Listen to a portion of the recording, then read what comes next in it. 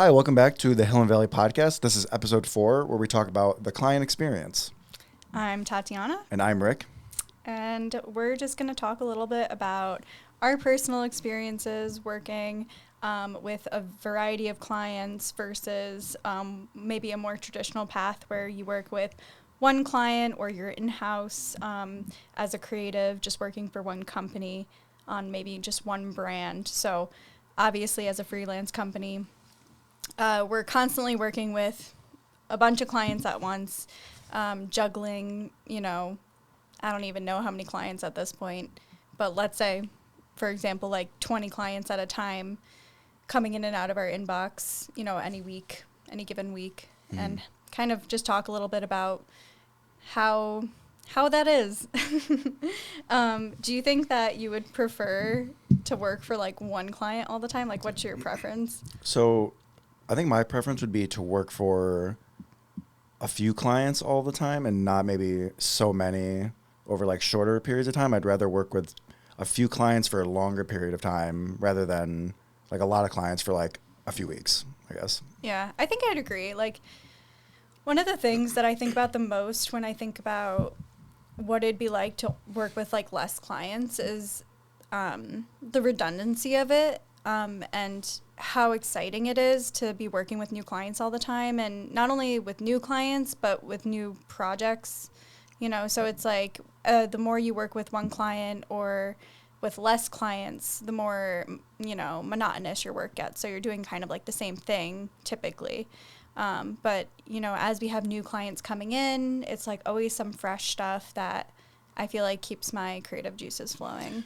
Yeah, that's a good point. I didn't think about that, actually. That is one aspect I like of new clients, is that I feel like with new clients, we get so many different projects that it does like feel like keep me more creative. Because if we just had one client, it's usually like the same kind of work over and over, which is nice, but also it's like the creativity I feel like lacks because it's like just kind of the same thing over and over. But I would say the reason I like to have one client on like repeat for a while is like solely like the relationship aspect. I feel like the longer you're a client with that, or you have that client, you have a better relationship with talking to them, and like you kind of get an idea of like what they want.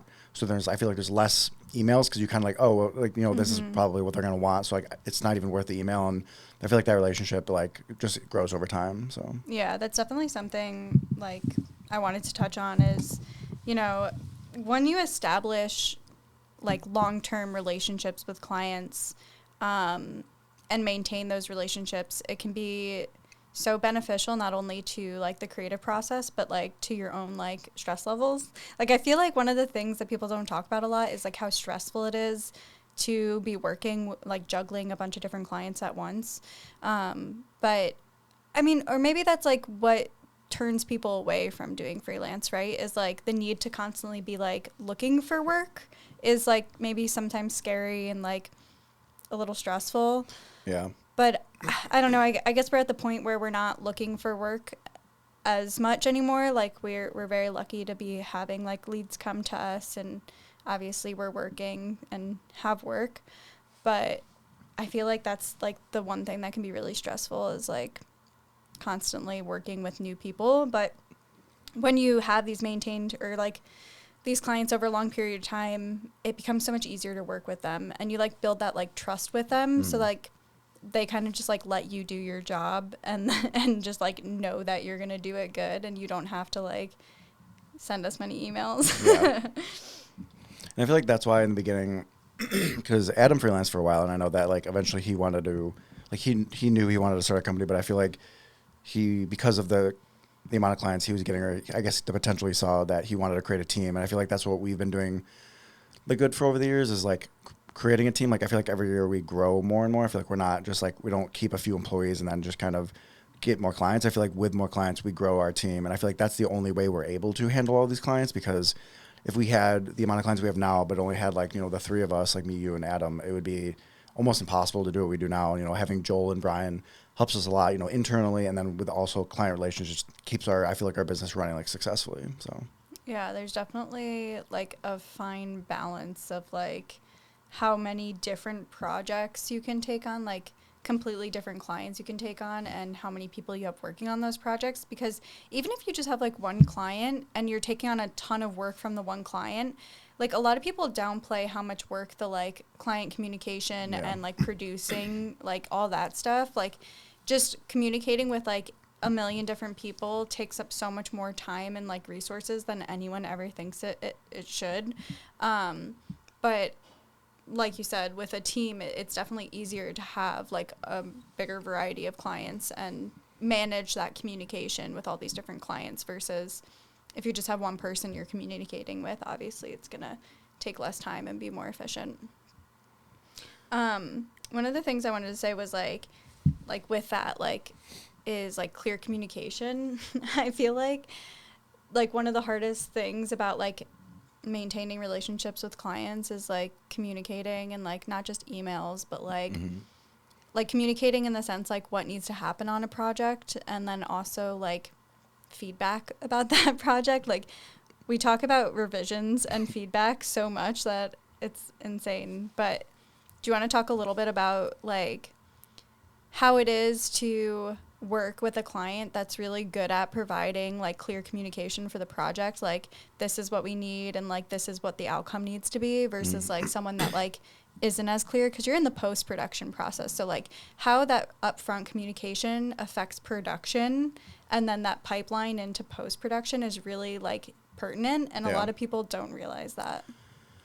Yeah, so I would say with a good client, the way it would work would be like the initial meeting, and then, you know, kind of getting to know the company and then also the project. And then I would say the people that are doing pre-production, you know, whether it's, you know, you, Adam or Joel, or whoever does the pre-production. And then the important part is getting that, getting the pre-production sent back to the client so that they can review it and say, yes, this is our vision, or no, we are going in this direction.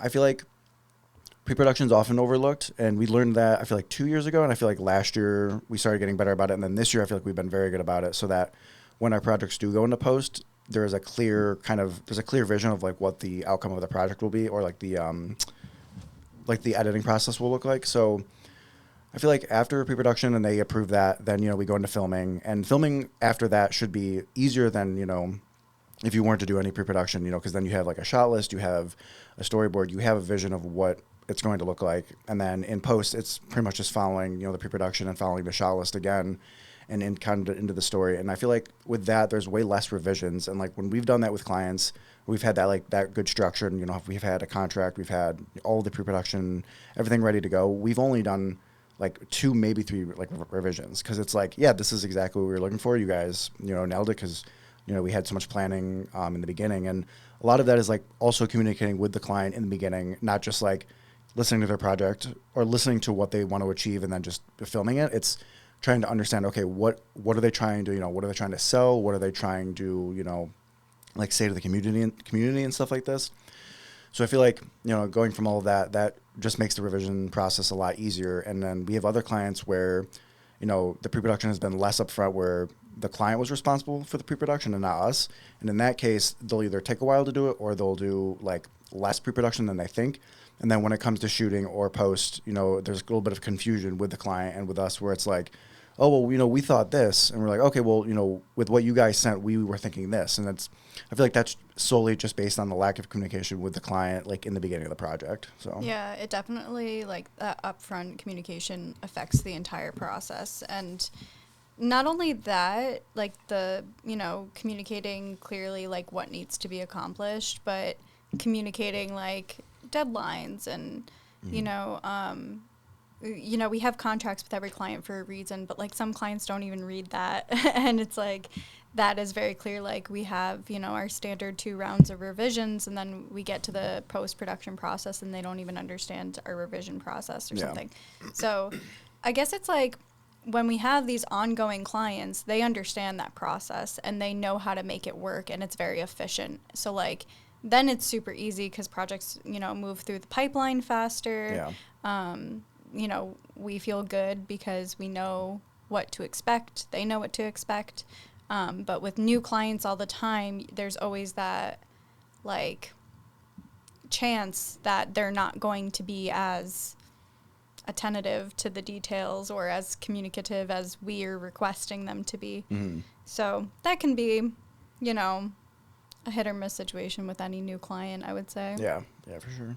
Also, another thing that I wanted to touch on was like when you have these like long-term relationships with clients, like obviously you're gonna end up getting to know them as like a person, and I feel like that's one of my favorite parts about what we get to do is like we really like we find these clients that like care about us and we care about them, not just about like, you know, getting their projects done, but we care about like their business doing well. Like we want to know like, oh, like how did this ad perform that we created for you? Like did that product sell better because we made this video or whatever? And just hearing the feedback of like, oh yeah, the business is doing great. Like this was the ROI on that or whatever. Like just getting to know like all the business stuff is really awesome, but then also you like learn about them as a person, like what they do for fun and like their families, and you know they're always asking you like they're always like, oh, like did you enjoy your holiday or whatever? And I feel like that is like a really rewarding part of it too, is like just getting to know them as people, and you know they care about your business succeeding as much as you care about their business succeeding, and it's like a very mutual relationship. But I don't know, do you feel the same way?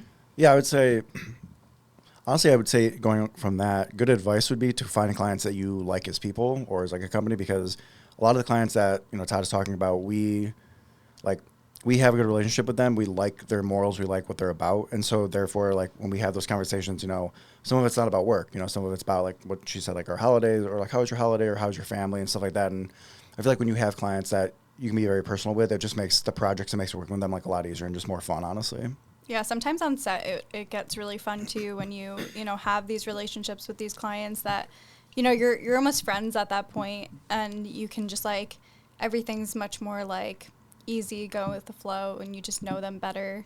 But also like what you were saying, like finding clients that you like mesh well with, like that's one thing that I always say, kind of from my like wedding photography standpoint, is like I'm luckily at the point with that where I can kind of pick and choose my couples. So like I've never had a bridezilla because, you know, I don't work with people that I don't mesh well with.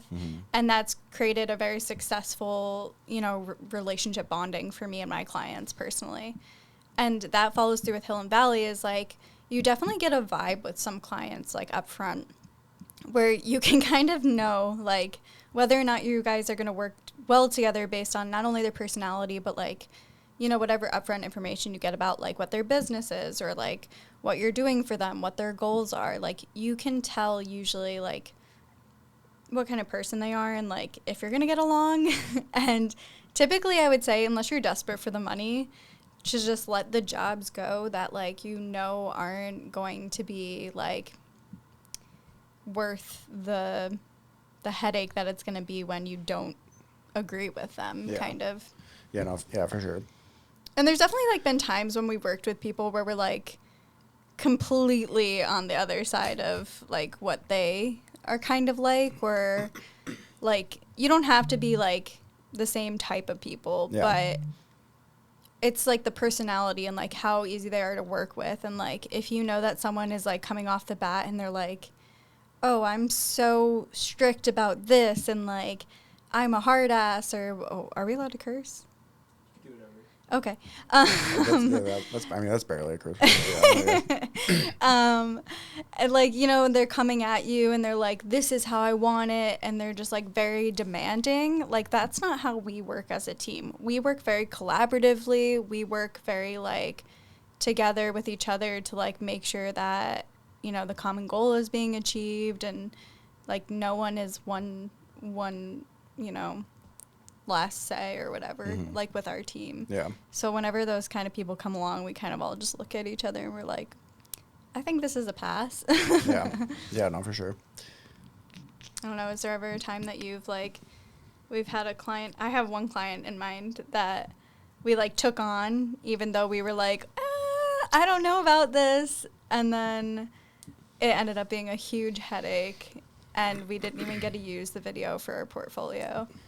Yeah, I mean, and it was a lot of time and energy wasted. I mean, there's a few for me, but there's a few for me, and then there's like one or two probably bigger ones where we kind of just, you know, halfway through the project, you're like, all right, we're not going to use this for going to use this to show like what we can do. We're not going to show potential clients this, but let's try to make the rest of this like enjoyable and kind of partly fun to like finish this project. And because at the end of the day, even if we don't align with like the project or the vision, like if we always want to see projects, we want to see them through. We want to do them in the best of our ability because, like we are always representing our company. We always want to like grow and become, and always push ourselves creatively. So I feel like we'll always, go above and beyond no matter who it is. It just, some projects we like better than others, depending on like the creative direction, like from the client. So yeah, there's definitely like a point where we're like it's happened like once or twice where we hit a point with a project where we're like, okay, we've done all we can to make this whatever as best as it can be. It's time for us to just like move on. Yeah. But I mean, at the end of the day, you get paid to do a job. Like, I'm never gonna like, shame a photographer, videographer, or whatever for taking a job that they might not like be hype about, if they have bills to pay. Like, at the end of the day, you gotta get your bag. You gotta put food on the table, as the youth say. Get your bag. But it's also like as you get older and you start to establish yourself and you aren't as money hungry, like once your bills are paid, it's like you can be a little bit pickier about those clients. And as you become pickier and you narrow things down, like you'll be able to start getting your dream clients because you're creating your dream work. But that comes with time. Like, we're approaching 5 years, I think. Mm-hmm. And I would say we're just about now getting to the point where it's like, okay, like, we're making a lot of work that we really love creating. Like, almost all of our clients at this point are, like, good friends of ours, or, like we've developed that relationship with them. And we're getting to that point. It takes a lot of time to get there, though. Mm-hmm. What makes we'll do, like, back and forth. Okay. So, like, what makes a good client? Like, a trait that makes a good client. And then give me one bad one. Okay. And then I'll do one. What is a good trait? Also, this is Gracie. Gracie, say hi. She hasn't been on the podcast yet, I'll say, has she? Let's see. Or a bad, okay.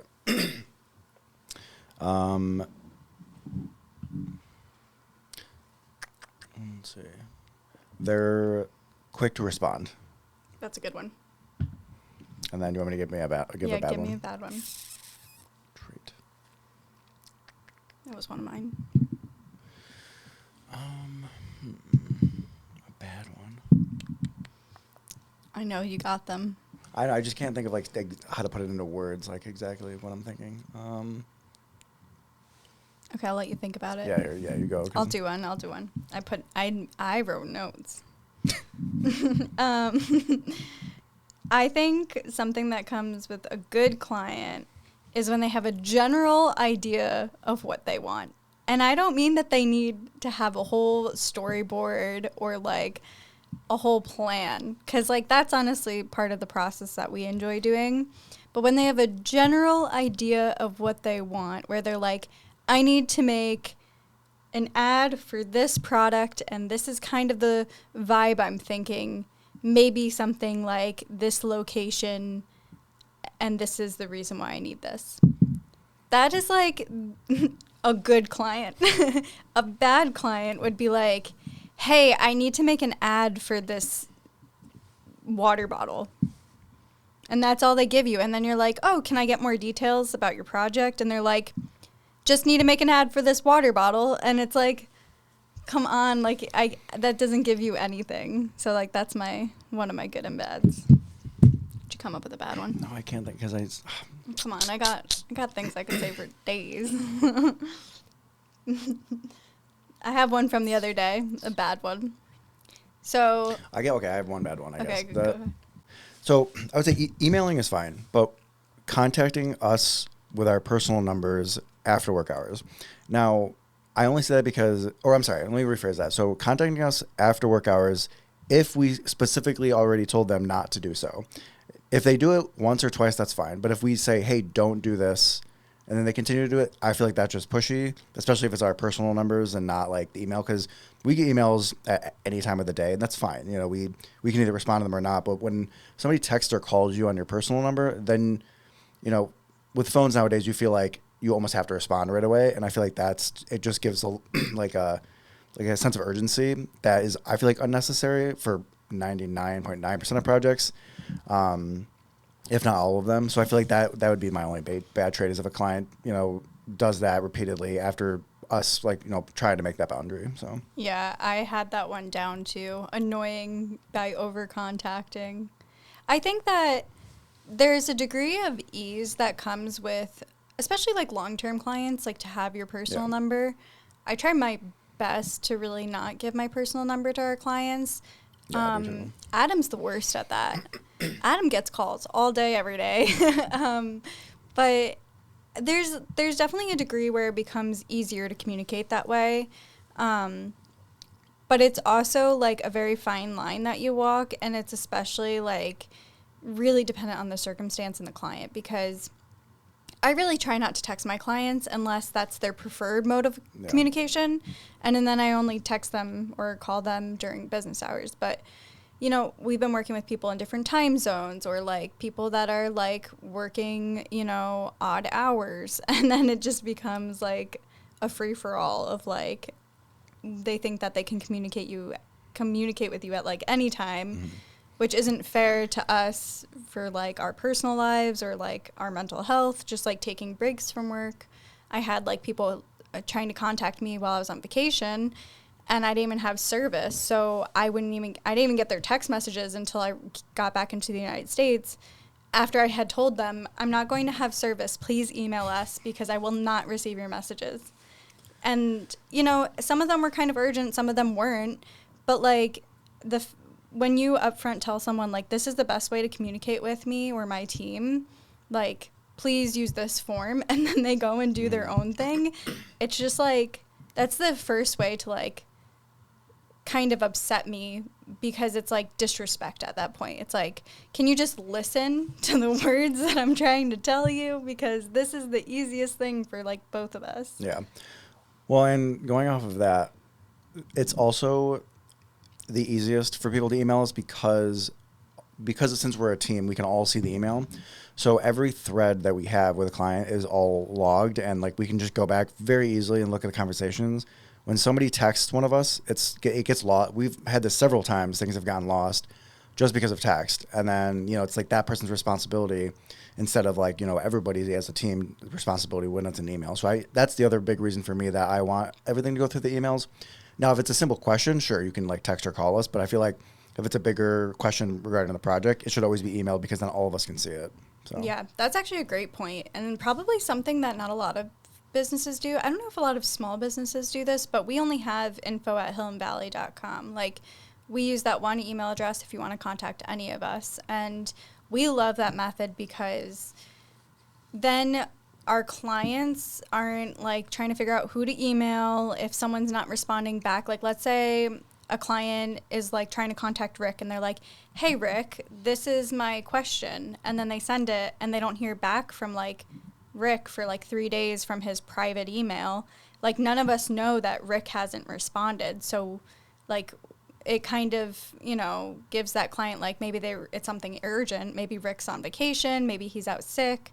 But, like, to have a communal email, like, if we know Rick is sick and we see an email come in that's addressed to Rick, we can then contact them and be like, hey, like, Rick's out sick. Is this something I can help with? Is this something urgent? And that's been so beneficial for us. And people all the time contact us and are like, what is Adam's email? What is Rick's email? And I'm like, the same one you just emailed. Like, it will get to them. And that's been one of the best things for us, I think. Yeah, I agree. Yeah, I think that's helpful, because I mean, sometimes, as a team, when somebody even sees an email that's maybe not addressed to them, they might have input about that project. And that's another, reason I like working in a team. And I think that helps us a lot. I think it also keeps us very like accountable with our communication with our clients, because sometimes I have a particular client that likes to send a lot of emails. Like, that's just the way they work, is like they'll send individual emails for like 5 different topics instead of just putting them all in one email. So like sometimes they like build up in our inbox, and if I just left them there, it would like kind of clutter our inbox. And Rick could be like, hey Tot, can you answer that person. Like, they're clearly trying to contact you. And vice versa. Like, I know that Rick also has a client that he does a lot of different projects for, like editing projects and stuff. So sometimes there's like 5 emails from like 3 different people from that company. And it's like, hey, Rick, are you like managing this? Like, do you need help from us? Like, what's going on? So I think that's just been a really great way for us to keep all of our projects like rolling, really. Yeah. I have another negative. Because, okay, I say this to my clients all the time. It's easier for you to figure out what you don't like than for what you do like. So a lot of times people will be like, oh, this is what I want. And then they see it and they're like, I don't want that. And I'm like, great, tell me what you don't like so that I know, because it's not my project. It's, at the end of the day, it's theirs. So, like, for example, if I'm working on a logo, I'm like, do you like red? And they're like, I love red. And then I make it red and they're like, I hate red. And I'm like, great, like, let's change the color, you know? Like, I'm not going to take that as offense. I just want them to communicate with me. But it's easy for me to say what I don't like, because then I can figure out what I do like. So one of my negatives is people that want the world for $0. There are so many people that will reach out to me specifically or to Hill and Valley and be like, I want everything and I have $10. And it's almost like, excuse me, like, it's almost like a little disrespectful sometimes how much people undervalue our work. I think a lot of people see us as young, and we're definitely a smaller fish in our pond compared to some of the other production companies in our area. Like, we're definitely working our way into the same level of some of the other companies around us. But people really will... The reason why I'm saying this is because we've had instances, and Rick, you know a little bit more about this than I do even, yeah. But like where a client will go to 2 different production companies and be like, this is the project, and we communicate with a lot of different production companies, so sometimes it comes up like, oh, did you see that job? Oh, you ended up doing that job, kind of thing. And the amount that someone will ask for like, whatever, not a lot of money, and who's like willing to accept that job. Because at the end of the day, someone's always going to accept the job, right? Like, everyone needs to make money, like I said earlier, but it's kind of disrespectful sometimes how people like come to us and they're like, I want everything and I don't want to pay for anything. And it's just like, gosh. But on the flip side, a great positive is when a client comes to you and they're like, this is my budget, and these are all the things I would like to accomplish. What can we accomplish within my budget? That is the most satisfying thing ever. I don't care if your budget is $100 and I can say, sorry, I can't do any of that for your budget, or if your budget is $10,000 and I can say, great, we can do X, Y, and Z for that budget.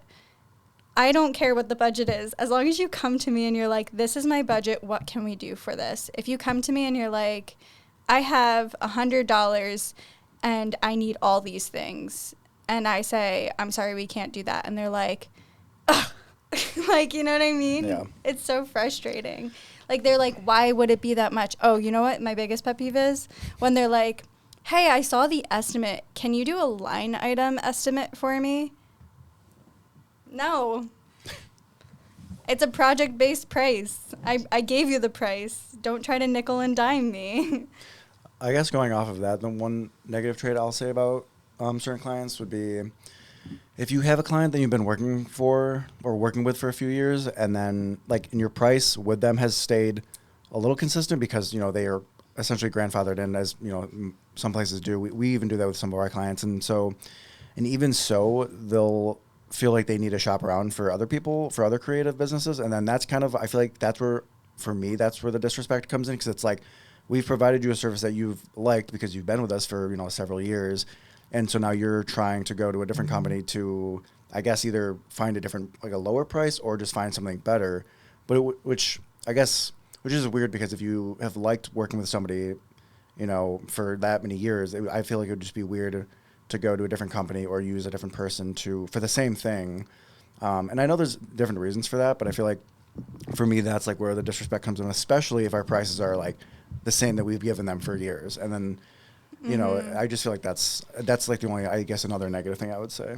Yeah, I feel like that gets a tricky situation. Always like, I've had this conversation with several clients where it's like, hey, like, I know I've been working with you, but my price is going up. And that's like that could be a whole podcast episode on its own. But when you have a client that loves your work and values your work, they'll be like, oh, okay, that's fine. Like, I still want to work with you. Like, and obviously it's different if like they no longer have the budget, right? Like I'm never going to judge someone for being like, sorry, I can't afford that.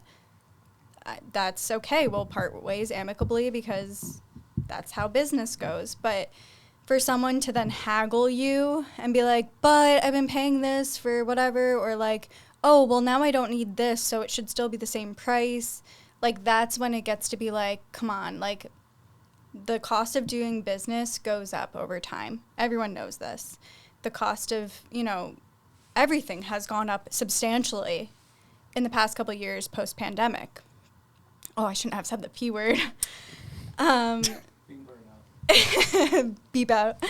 But like everything's gone up in price, and so have creative services, and that's like the first place people want to cut their budget, right? Because they think they can do it cheaper. Even though they're also increasing their budget, or they're increasing their products to the next year. Yeah, they're increasing their product prices. They're increasing their ad pay. Like, yeah, they'll do everything, and then I think marketing is actually one of the first things to be cut in most budgets, actually. So, because I've talked to a few people and like where they work, and they're like, oh yeah, you know, that was like, we took a big chunk out of that, and I'm like, well, you know, I mean, people don't realize how important it is, but yeah, I feel like that's taken out like pretty quickly and pretty easily. Yeah. So. And it's funny because, and again, I could go on for a whole podcast episode about this, but like, in order to make money, you need to spend money, right? Like, that's the saying, and it's not always true, but like, if you want to sell your product, you got to make it look good. And like, who's going to make it look good? We are. So like, that gets really annoying really fast. Oh, okay. I have one more negative. Oh my God. When a client has a creative idea and you present more creative ideas that you think are more in line. Okay, wait, I gotta start over. When a client is a business person, like that's their job, is like, whatever, like their job is to sell a product, right? They're salespeople or business people, whatever. And you come to them with the creative ideas that you're like, this is what's gonna sell your product. And they just shoot down your creative ideas with their like business-centered ideas that have like no basis for where they're coming from, and they're like, no, I want to do this, and it's like a shitty idea. Like, if it was a good idea, that's one thing, but like, how many times have we been pitched like bad ideas where we're like, that's like not gonna sell the product, like, and then instead of them like listening to us and like this is our job, like, so that's what makes a good client, is like trusting our creative process. Like, so many clients like think they know everything, and you know, maybe they know a lot more about their product and like their target audience and all that stuff, but at the end of the day, we know what looks good. Like, that's what you're hiring us for. And if you're gonna pay our price and hire us, just trust us to do our job and make it look good, and not like nitpick every creative idea or like the color of things, or like, you know, we have so many times where people are like trying to put their own creative into it, and it's like, well, you hired us, so like just trust us. Yeah.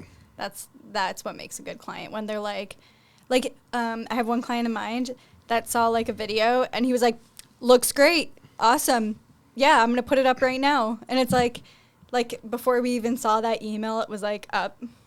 Well, and we've had a few clients like that, and that goes back to the beginning of the podcast where we talked about pre-production, because we have clients where the pre-production is so good sometimes, and also the communication between the client and us, and we all collaborate on the pre-production, and then when it comes to the final video, they're like, yep, that looks perfect, this is exactly what I want. They might have one or two notes, and then that is it. And those are the best clients, because you feel like you've been listened to and the client feels like they've been listened to. And I feel like it all kind of works out. So yeah, and they trust that it's going to happen, and then it happens, and then we're all like, great. Yeah. Looks beautiful. And that's the best thing ever. And along with that, I think one of the tells of that is like people that aren't like penny pinchers are typically the clients that will do that. Like if a client has a budget of $300 and they're like, I need to make a music video, they're going to have so much input to that music video, which we do not do music videos for $300 anymore for this reason. They have so much input that it's like you end up with a video that you don't love because it's not your creative anymore. But you have a client that has a $10,000 budget and they're like, they see the first cut and they're like, beautiful, love it. And you're like, great. It's just like part of the process. But what do you think, Gracie? Has she been asleep this whole time? Pretty much. Why don't you say something? Clients that like dogs are the best. That's what she says. No, we hit all the topics for the day that Brian provided us. Thank you, Brian, for managing everything behind the scenes. He's the best. Go follow him. Throw your stuff up, Brian. I don't know what it is off the top of my head. Linked here, which will just be our logo. Yeah. Don't forget to follow, subscribe. Where does this go? This goes on. Smash the like button, please. Leave us a review if you like the podcast so far, if you found anything, helpful or interesting. Yeah. Smash that subscribe button. Okay. Well, thanks for watching episode 4, and make sure you subscribe so you can catch the next one.